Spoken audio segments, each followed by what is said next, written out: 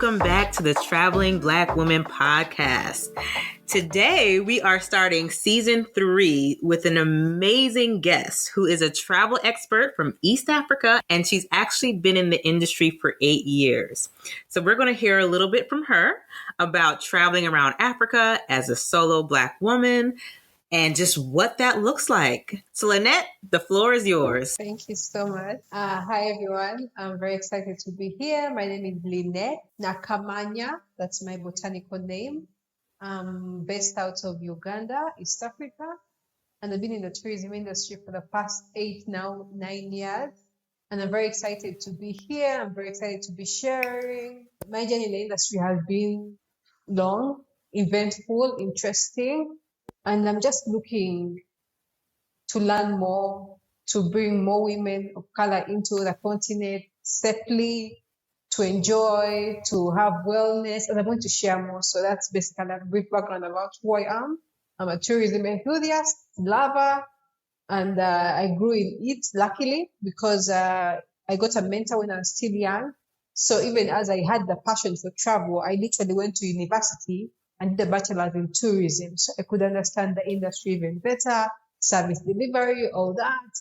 And I had a postgraduate in project management. So I could know how to handle clients and all the management business related with tourism. I love that. So this is not just like I woke up one day and decided to give people tours. This is like you really studied and put some intention behind creating a really good business behind tourism. Yeah, I'm glad I went to university to pursue the bachelor's after I had been in the industry for 8 months. So even when I was in school, everything I studied made so much sense, and I'm glad I did, because all the way I behave, the way I do my work, it's based off the passion that I have, but then also the academic background and the policies and structures that are infused with the tourism industry.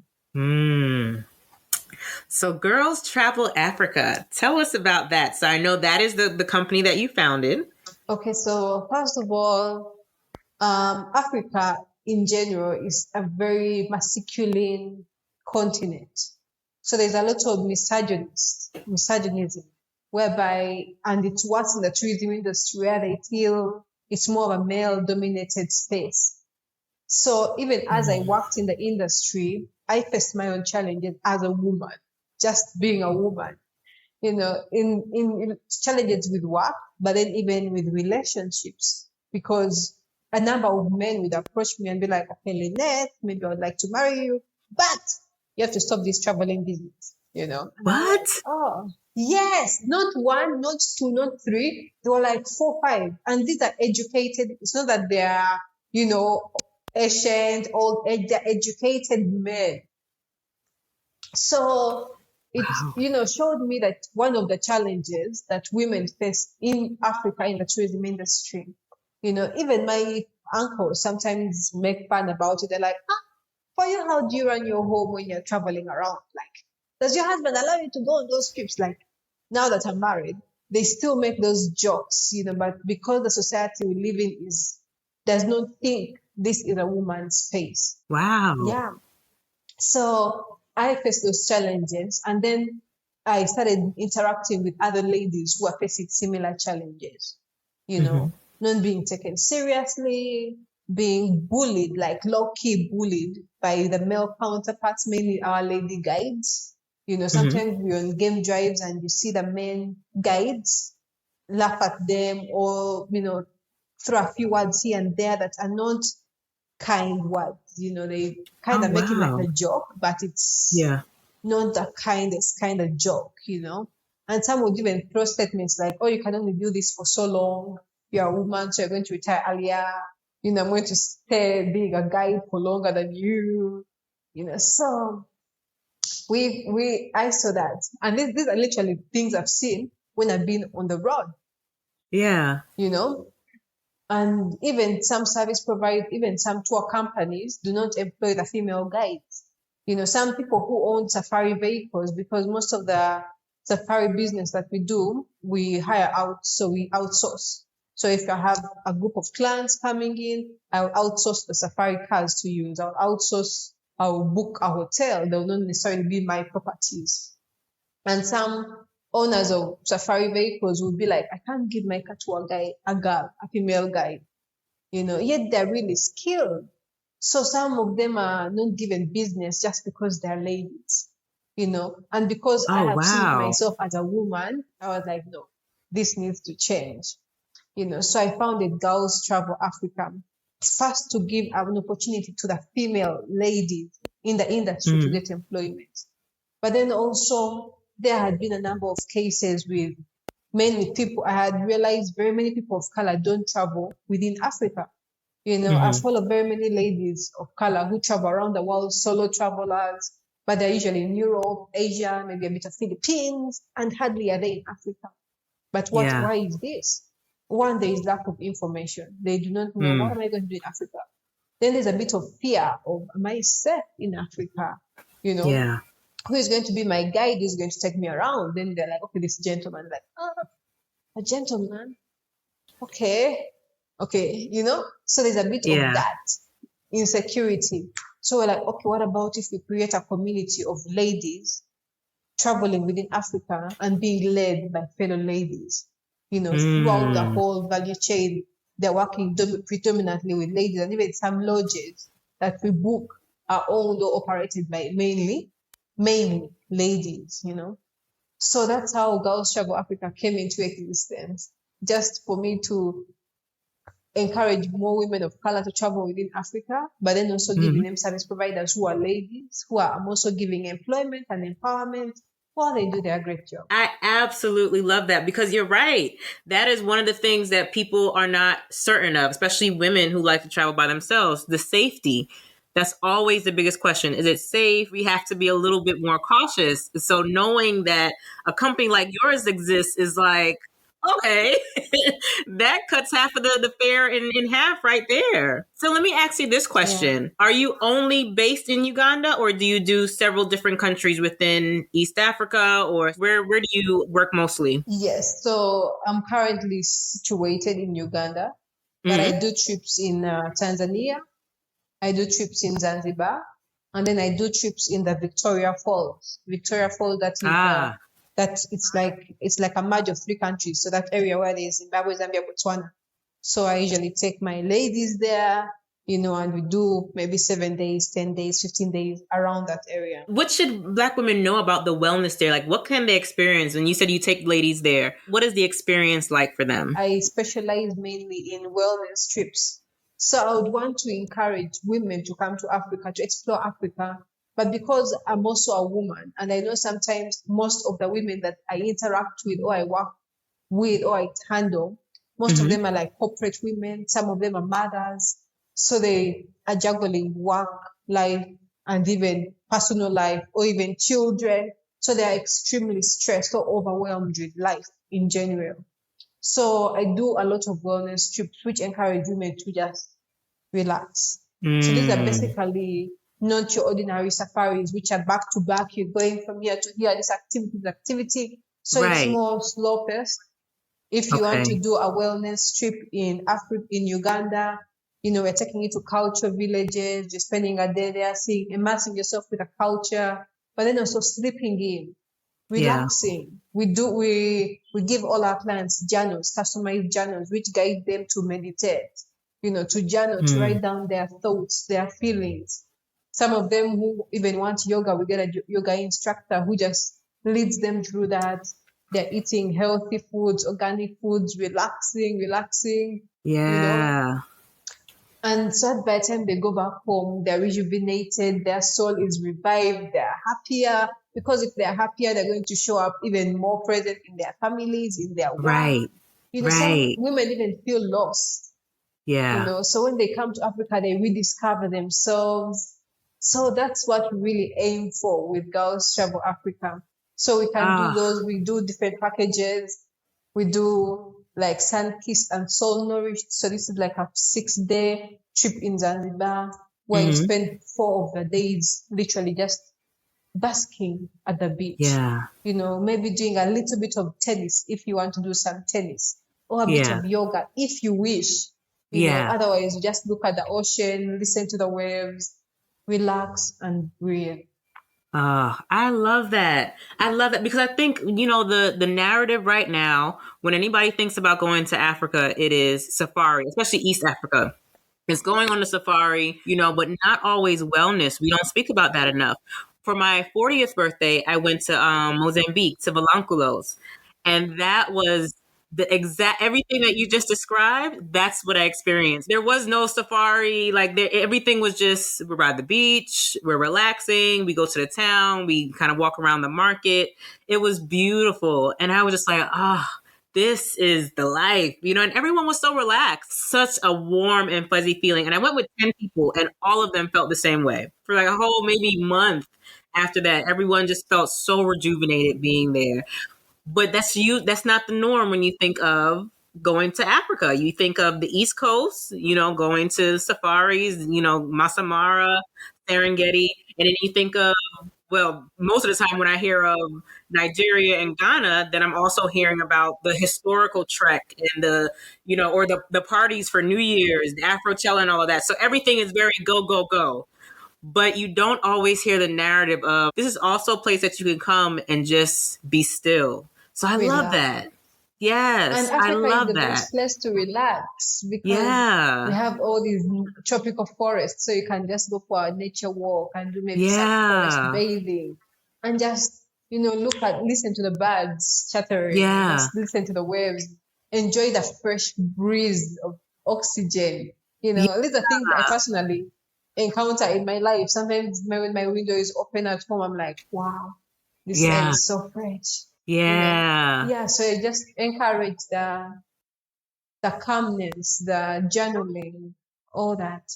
Yeah. Oh man. I love to hear that because that adds a new storyline that I think we need to hear more of. So what are some tips that people should know in order to find those wellness opportunities? Okay, so first of all, it's important for any person who would like to come for a wellness trip to Africa to know what do they consider wellness.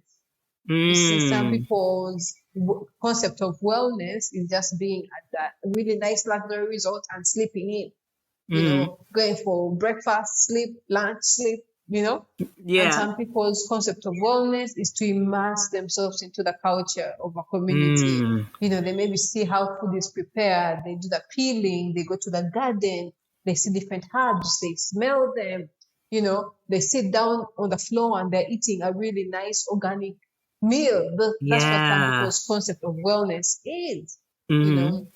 Some people's concept of wellness is maybe trekking, doing hiking, like maybe doing a small hiking of some of the small mountains we have. So they relax and then they do a small mountain and then they come back and just do a spa treat. So if you know what your ideal wellness package would look like, it helps you guide whoever is going to be your service provider to give you that best. Because we have so much to offer as Africa. And also something to note that most tour operators in Africa, they think a trip is a safari. So you talk to a tour operator and you want to do a wellness trip and they're like, okay, so you're going to do Serengeti, then we shall fly you over to Masai Mara, then you do the safari, then you see the great migration. And you're like, no, I want to relax, Yeah. But then also because trips to Africa are a bit expensive, the tickets are usually high. So usually I encourage my clients to maybe do 15 days, 14 days. So they have, 6-7 days of those days purely for wellness and then other half of, a bit of exploration because still, even when you're coming for a wellness trip, you don't want to go back without seeing a bit of safari, the ideal. So usually blend them up. Yeah, but I think first it's important for the people to know exactly what their idea of wellness is. Is it Zanzibar kind of, white sands and water waves and that kind of experience? Is it a tropical forest? Gorilla trekking?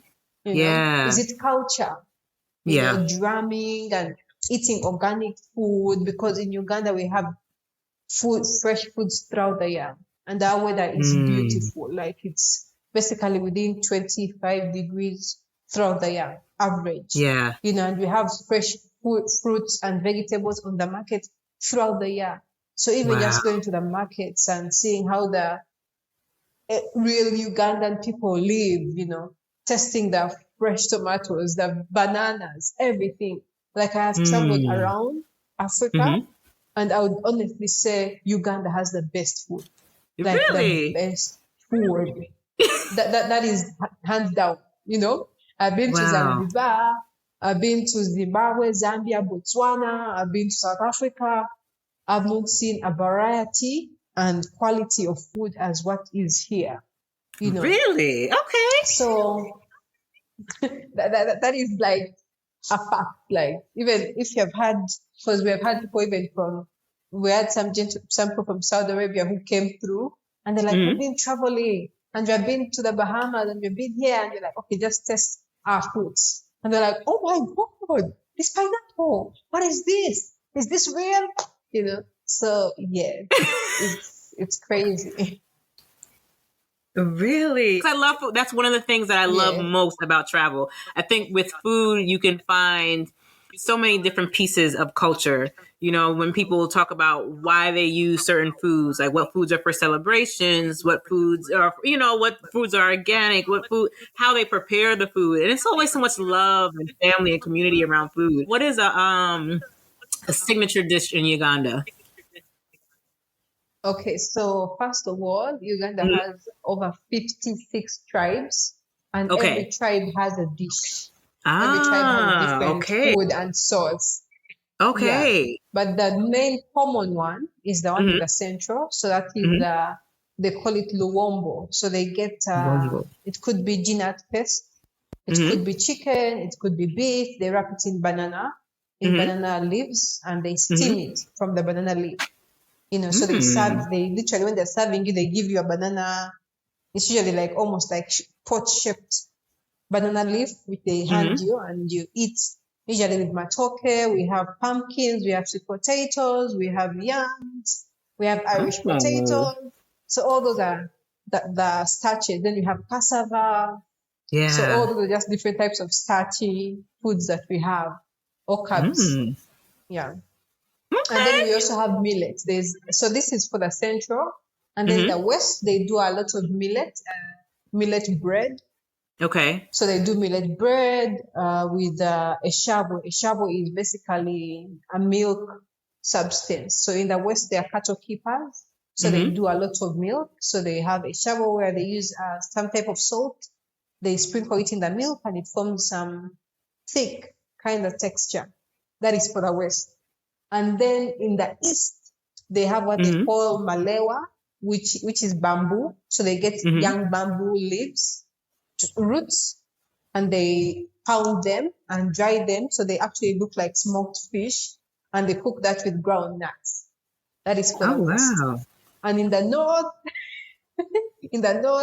they do nuts with different leaves. So they have what they call bo, they have what they call maraqua. Then they do a lot of shea butter. So they have a sauce which they literally make out of shea butter and chickpea. Oh, wow. So they get chickpea, they mash it up, and then they mix it with shea butter, with shea oil. And that's what that's the sauce. It's actually very nice. Yeah, I've had really? Yeah. Okay. Yes, all right. So now I know what to try. What's your favorite? What's your special dish? Your favorite dish? It's crazy. So my culture is the baganda. So mine is the one for the banana leaf. But my favorite is the one for the north. The one which is the nuts with that's my best. It's from the north. Always people are like, how do you eat the millet bread? Because most people in the century don't eat millet bread. But I love it. It's my best. Really? Yeah. And it's very nutritious. Yes. Okay. So, yeah. Oh, wow. That's so amazing. Okay. So that's something that I need to keep in mind because I love to eat and I love to eat different types of food. Food has so much love connected to it, at least in my opinion, like from my perception. Yes. And there's story. So much, history and, so I love it. I love it. So what's something else you would want women to know about traveling through Africa? Okay. I would love to give them 5 tips. One, first of all, it's important for them to at least have a guide the first 2, 3 days. Okay. Most parts of Africa, unlike Europe and Australia and maybe the US, we don't have Mm-hmm. a very straightforward structure. Like maybe you get to the airport, there is a train which will take you to this city. So at least for the first 2, 3 days, it's important to have a guide who at least you can be with until you get fully grounded to the environment, the structures around, the currency, the differences in the environment. Mm-hmm. Then two, it would be important for people to carry out research about the cultural differences or Yes. society setups, because Mm-hmm. the fact that these are women of color in Africa, when they see a woman of color, they would think you are a native. So they Okay. would expect you to behave a particular way. Okay. Unlike when it's because so the third thing is they have to know that in Africa, most countries see a tourist as a white person. Rarely Okay. do they think a tourist can be a person of color, Yeah. and that goes back to number two, which I was talking about, understanding the cultures, because when they see a woman of color, they'll not be expecting you to dress up a particular way, even though you're Mm-hmm. a tourist, because they would think you're a local, and Yeah. that way they will not even cut you any slack. There will be a bit of roughness in some areas, mainly if you're going Yeah. to a crowded area. And these are things I faced myself. When I was in Mm-hmm. Zanzibar, I remember I put on some really short shorts. Yeah. And when I was moving through the stone town, they were not very kind. They would make some Yeah. sounds which would make you uncomfortable. And Ah. yet, when white women, because I was with Mm-hmm. some white friends, they would pass and it was okay, you know. Yeah. So there's a bit of that difference. Interesting. That's good to Four, know. Mm-hmm. yeah. And then four, it's important for them to understand that they will be treated differently in most places. Okay. And this could be differently in a positive light or negative light. You Okay. know, there are some places where even in Uganda, Mm-hmm. where you might go as a tourist of color and you Mm-hmm. might not be fully welcomed. Those are Okay. some like the really, really rural areas where they would be like, so in case you are moving with white people, most Mm-hmm. times they're going to think the white person is funding everything. Ah, You know, okay. if you're moving with men in the group and maybe you're buying something, most times the traders will think that men are paying for everything because it's still a masculine society. Yeah. So rarely would they think the woman is in charge or the woman has more money. If you're Mm-hmm. in a group with white people, sometimes they might try to serve the white person before you. So some of Yeah. those small things are still there. Okay. And that's one of the reasons why I really want to have more women travel within Africa, because most of the tour operators, even in Africa, they think a tourist Mm-hmm. is a white person. Like we can't that is just like a real crazy mindset that they've had over the years. Wow. Wow. And you know Yeah. what is there anything or any conversations where people are trying to disrupt that thought or trying to change the mindset of saying, hey, there's a lot of Black Americans now traveling, throughout even Black Africans is traveling throughout Africa. Are Yes, people starting to understand the difference? they are starting Mm-hmm. to a lot.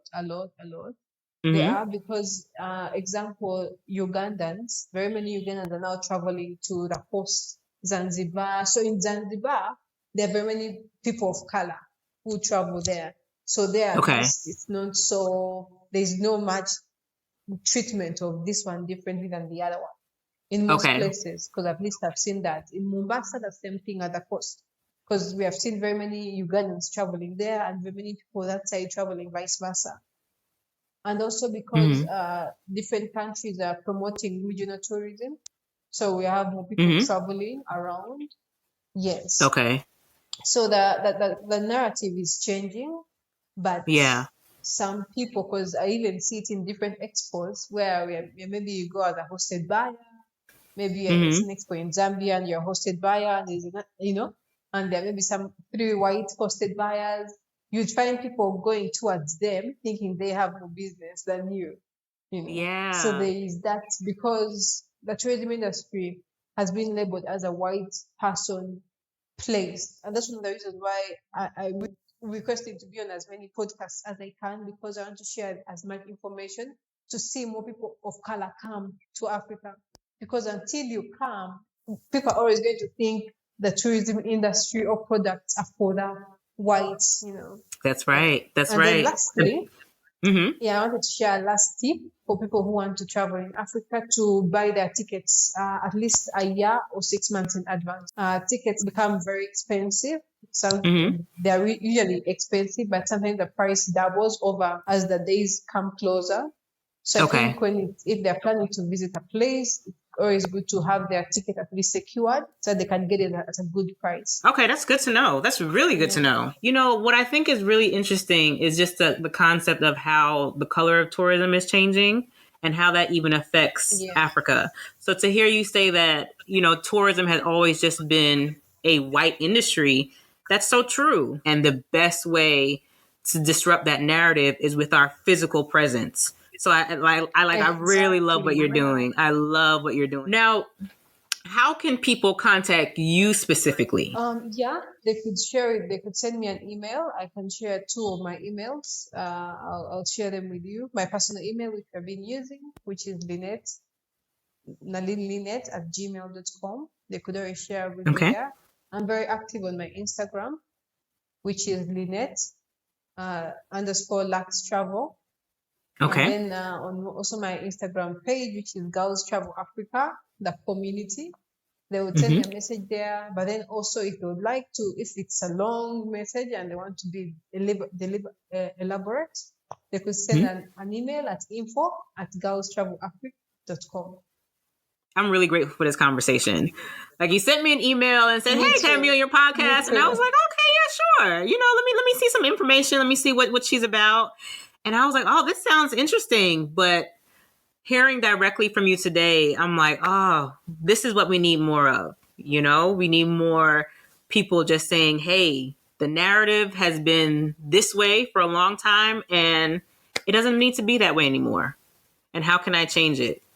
So I thank you for the work that you're doing. Yeah. Thank you. Any final thoughts that you would love to share? I would like to know more about you. How did you start this podcast? Why this podcast? Yeah, so I had a series back in 2020 maybe, called Voices from the Diaspora. And it was just an IG live. I did one per week during the month of February, because that's Black History Month here.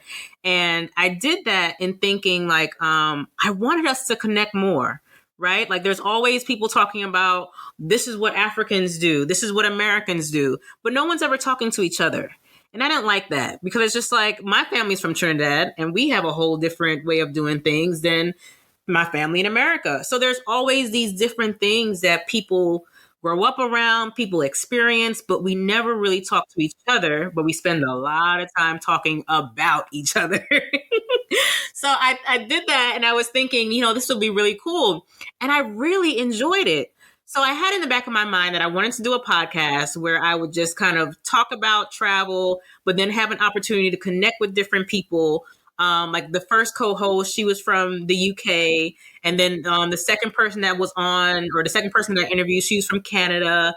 So there was just hearing different Black women from different places, I thought would be amazing. And I was really nervous for a while. So I didn't start until 2023, last year, January 2023. Because I was like, there's so many, I was like, there's so many podcasts out there. No one's going to want to listen, And I was pleasantly surprised. Like, people really listened in. They asked questions, and I think the biggest difference was you were able to hear different voices. So you were able to hear the Black Trinidadian American girl who lives in Atlanta talking to a Black British Trinidadian girl who lives in the UK, who then was talking to a Black Canadian Trinidadian lady who lives in Canada. No, she lives in North Carolina now. So you're seeing all these Black people, all these Black women from all these different places just coming together and having conversations.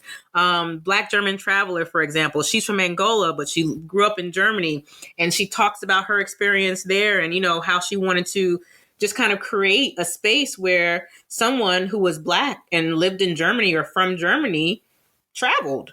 And she couldn't find it, so she created that space, and now she's pretty popular on Instagram. So all of these different things, I just want Black women to see each other as like, hey, we're family, we can connect. We have all these things that are more similar about us than different, no matter what part of the world we're in. That's why I'm just like, the reason or the motivation for you starting Girls Travel Africa is so beautiful to me, because that is exactly aligning with why traveling Black women exists. Like, we have to be there. We have to be physically present so people know, like, hey, we're here. We have much of the same fears, much of the same desires, much of the same, concerns in life.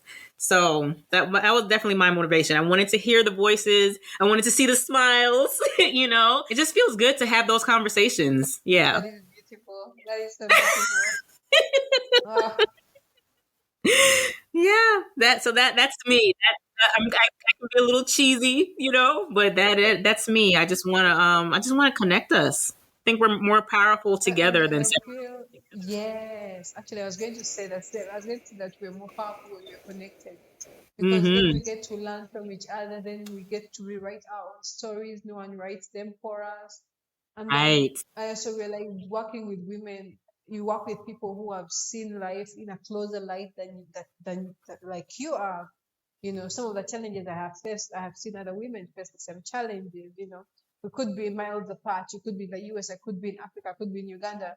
But at the end of the day, some of the challenges cut across, some of the, Yes. like, the desires cut across, like wellness. And sometimes very many women get lost with life. They feel like, who Yeah. am I? Maybe they see they interpret who they are, maybe in the eyes of their husband or in the eyes of their children, or personally in the eyes of their work, for those who don't have families. Still, because sometimes people think, oh, you're not married, oh, you have no children, you're okay, you're free. But they are also stressed and they just want a break, and they want permission to relax and do nothing. And sometimes the society does not give it to them. That's so true. So true. And I mean, and it's worldwide. So to know that, that it's the same thing almost everywhere. You're here. It's the same exact thing. Either you're always somebody's employee, someone's wife, someone's mother, and you don't have the opportunity to just be you. So yeah. And I think that's one of the things that travel also does for women, is that it gives you the opportunity to see, like, the world is so much bigger than whatever it is that people are telling you have to be. People are telling you, oh, you have to find a husband. You have to have children. You have to do this. You have to do that. And it's just like, but there's this big world out here. I want to go see that. I want to go experience that. And then once you do, you could still have all those things. You could still have the husband. You could still have the kids. You could still have the great job. But now you know that life is much bigger than that. So you can take a break when you want to. You can do things a little bit differently, than you've been doing them in the past, or that people before you have been doing them because you've seen it in other cultures. There's so much that you can gain from being able to just, there's more. Okay. Explore. Yes, to explore. Right. Well, this was an amazing conversation. I am so happy. I'm so happy to have to talk to you today. Me too. Thank you for sticking it out when the internet was being funny. No problem. I was so worried that every time I kept logging up, I was like, oh my gosh, you send me an email and tell let's reschedule. I'm like, no. So thank you.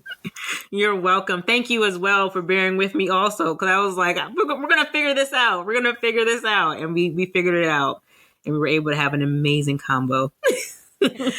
So Lynette, thank you so much for chatting with me today. I really enjoyed our conversation. Me too. So thank you all for tuning in.